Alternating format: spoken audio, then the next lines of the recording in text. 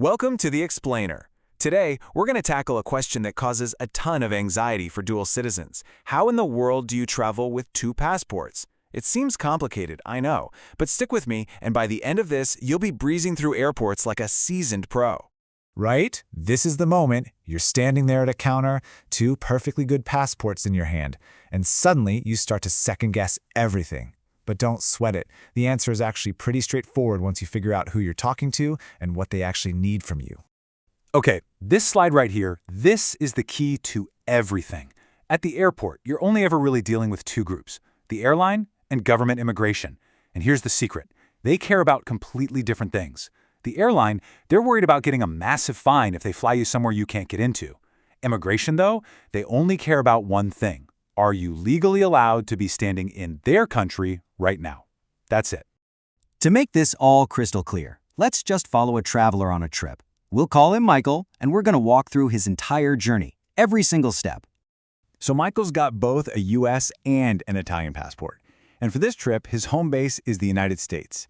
He's about to find out just how handy having that second passport can be. Now here's where things get interesting, and you can really see the power of dual citizenship. As an American, Michael would need to go through a whole long and expensive visa process to visit Brazil. But as an Italian citizen, he can just waltz right in, no visa needed. This is the perfect example of the game-changing perks of having two passports. Okay, so let's follow Michael on the first leg of his trip. He's at the airport in the USA, and he's ready to fly to Brazil. There are basically 4 moments on the way out where he's going to have to show a passport. Let's just break down each one so it's super clear. So, this is a big one. When Michael books his ticket, and when he checks in with the airline in the US, he uses his Italian passport. Why? Remember what the airline cares about? His destination. They look at that Italian passport, see he can get into Brazil, no problem, and they're happy. He gets his boarding pass. They don't care one bit that he's an American citizen standing in America. All right, now for the part that messes people up. As far as the U.S. government is concerned, when Michael is on U.S. soil, he is a U.S. citizen. End of story.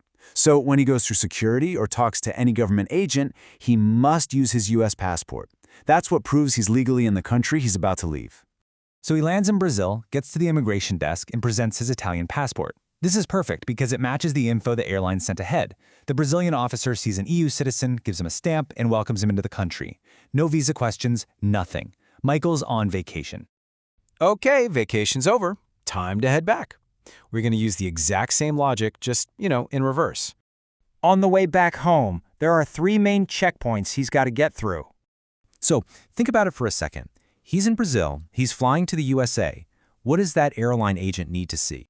Exactly. He shows his U.S. passport. The airline in Brazil has to make sure he's allowed to get into the United States, and his American passport is pretty much the best proof you can get for that. Next up, he gets to Brazilian exit immigration. Now, which passport does he show? The same one he used to get in, his Italian one. This is so important. The officials look for his entry stamp, give him an exit stamp, and that officially closes the loop on his visit. You always have to enter and exit a country on the same passport. And we've come full circle. He lands in the US, he walks up to the US immigration officer, and he presents his US passport. He's home, and he enters as a citizen. Simple as that. Look, if you take away just one thing from all of this, let it be this next part. This is really the golden rule that makes everything else make sense. And this says it all, right? To US officials, you're an American. To Italian officials, you're an Italian. You can't flip it around. You can never, ever try to be a foreign tourist in one of your own countries. So here it is, your final cheat sheet. Airlines care about where you're going. Immigration cares about where you are. You always enter and exit a country on the same document, and when you're in one of your home countries, to its officials, you're a citizen.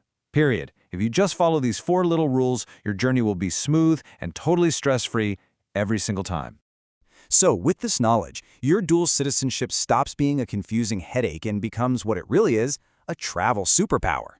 It opens up the world, gets you around visa rules, and just makes exploring our planet that much easier. Happy travels!